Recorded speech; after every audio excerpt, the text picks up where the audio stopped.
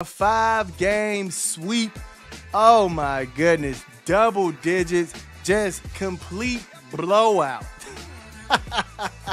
Hey, we needed this one, man. We needed something to smile and laugh about. Go, go, go! That's a W. Made it out. All you gotta do is keep making it out. Woo! Dubs!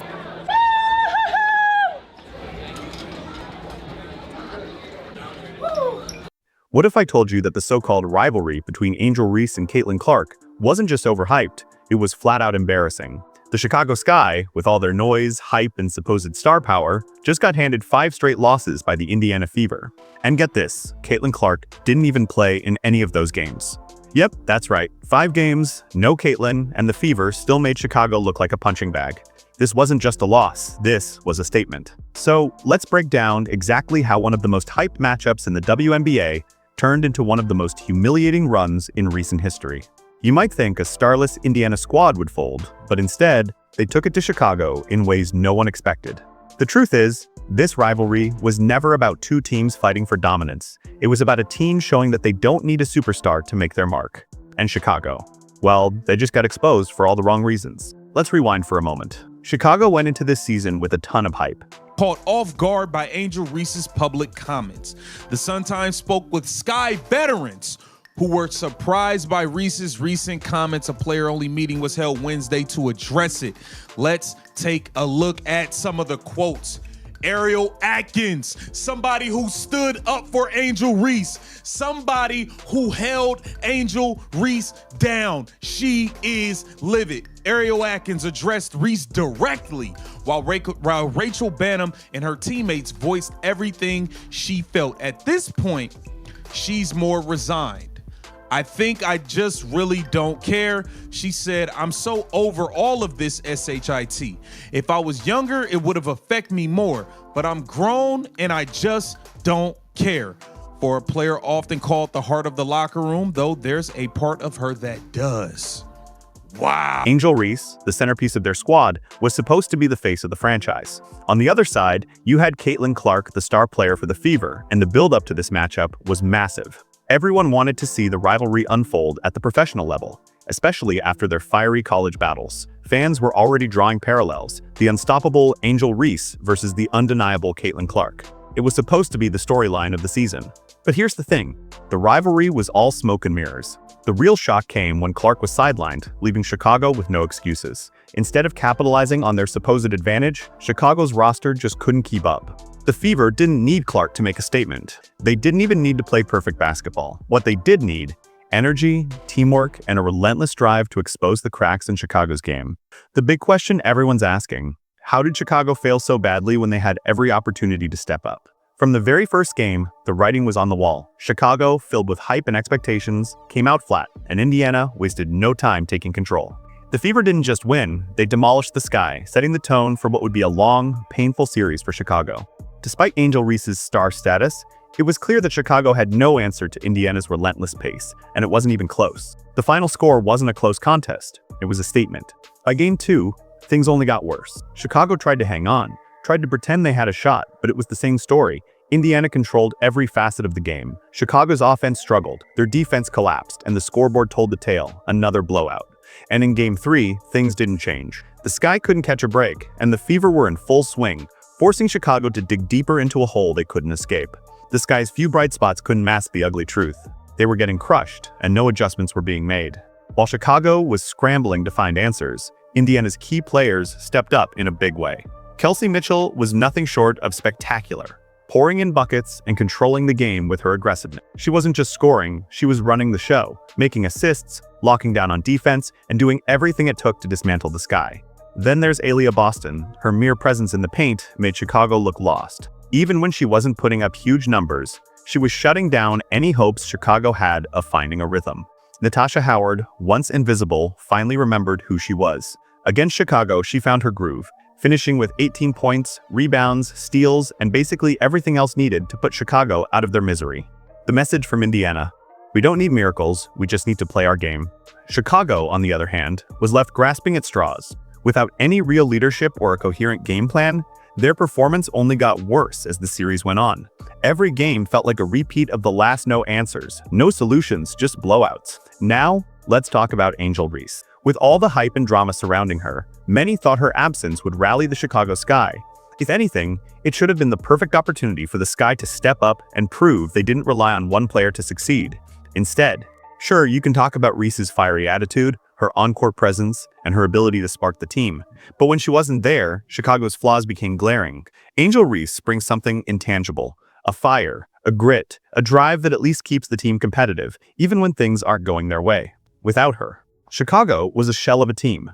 It was like watching a car without an engine, no spark, no power, nothing to make it go. Instead of rising to the occasion, they crumbled. No one else stepped up with that same intensity or sense of urgency. The team looked flat, uninspired, and frankly, out of their depth against the Fever. If anything, Reese's absence was supposed to give others a chance to step into the spotlight, but all it did was expose the lack of depth and leadership in Chicago's roster. And what does that tell you about the Sky's future? Without Angel, they couldn't even get close to a competitive game. If Chicago's best efforts weren't enough with her on the court, what does that say about their chances without her?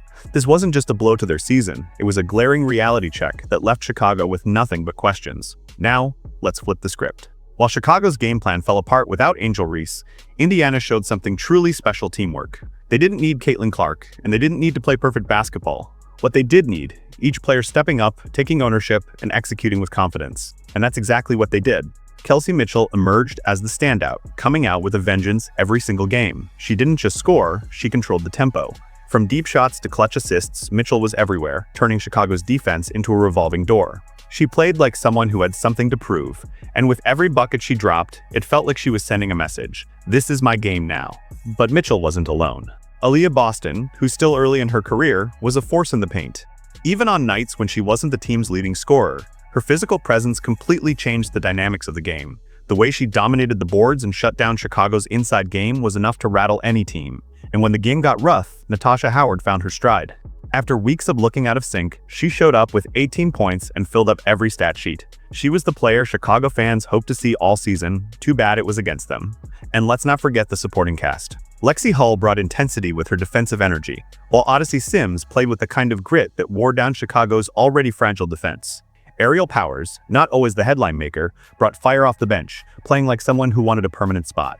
The key here: Indiana didn't rely on one superstar. Sure, they had players who could carry the load, but this was a full team effort. Every night, a different player would step up, and together, they smothered Chicago in ways that were almost comical. The best part: they didn't need Kelsey Mitchell to score 30, or Aaliyah Boston to go full beast mode. They just needed everyone to show up, play hard, and execute the fundamentals. This wasn't just a win, this was dominance.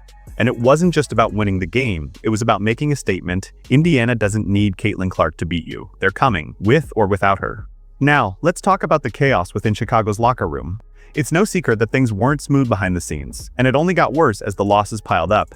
The biggest headline: Angel Reese's public comments that threw her teammates under the bus. While the media was focused on her fiery personality and leadership, what we didn't see was how her words were tearing apart the team from the inside.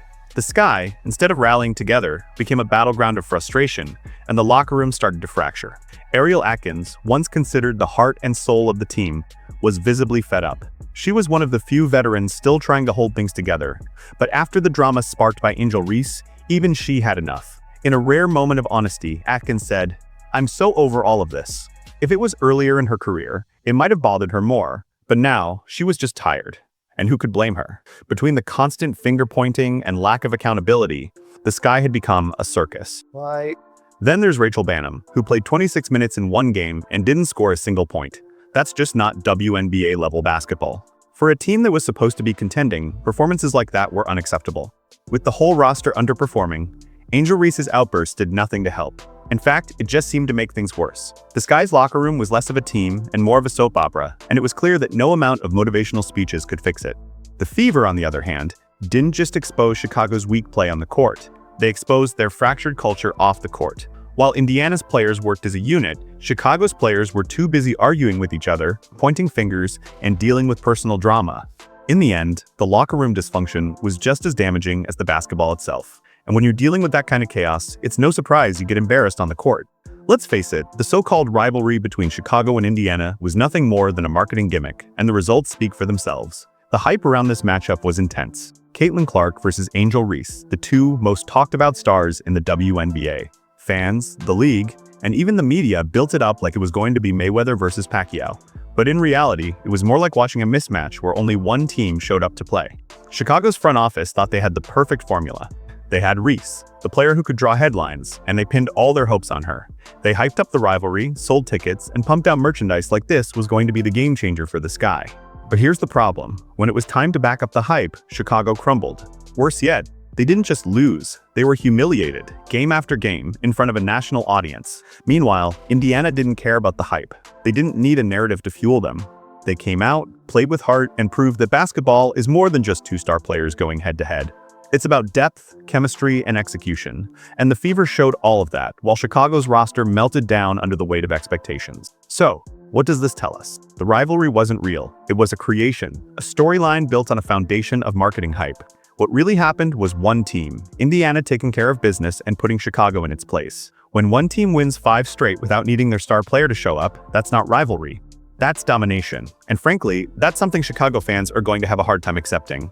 The narrative, they were sold. It's officially dead. So, what does this sweep really mean for both teams? For Indiana, it's more than just 5 wins. It's proof that this team is on the rise, with or without Caitlyn Clark. The Fever didn't just survive without their superstar. They thrived. Kelsey Mitchell became a leader, Aaliyah Boston showed her promise, and Natasha Howard found her groove just in time. This wasn't just about individual performances. This was a full team effort, one that sent a clear message to the rest of the league. Indiana is a contender, and they're not afraid of taking on anyone, star player or not. On the flip side, Chicago was left with more questions than answers. 5 straight losses to the same team, all without their biggest rival, Caitlyn Clark, playing a single minute. That's not just a rough season, that's a wake-up call.